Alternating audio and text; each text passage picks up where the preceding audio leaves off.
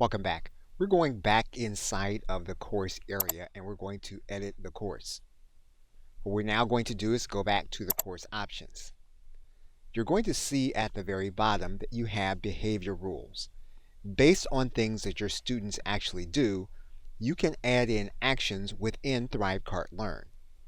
We're going to click Add Rule to determine what some of those behaviors are and what we can actually do. When you click Add Rule, you're going to see a dialog box available to you. You're going to see a drop-down menu that says When, which is the trigger for the behavior rule.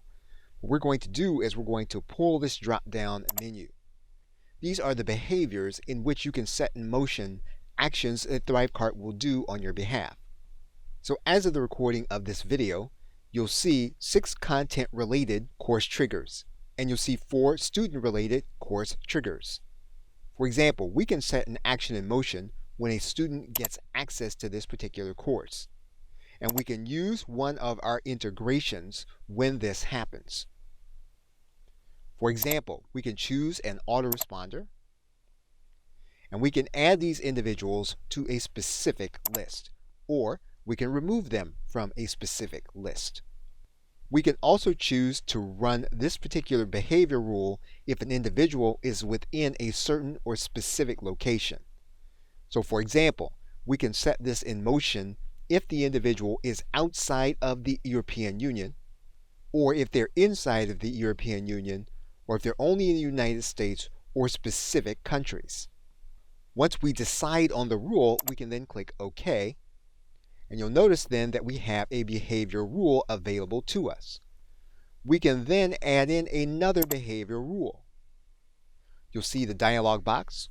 We can come back to the drop-down menu, and we can choose a student-related behavior rule. Now, there are no limits to the rules that you can do. So if you want to choose more than one course content rule, you can do that. If you want to choose more than one student rule, you can do that. Now, you will want to make sure that the logic makes sense when you go through this process. So for example, if a student is paused, we can choose one of our connected autoresponders. And we can add or have them removed from a specific list or campaign.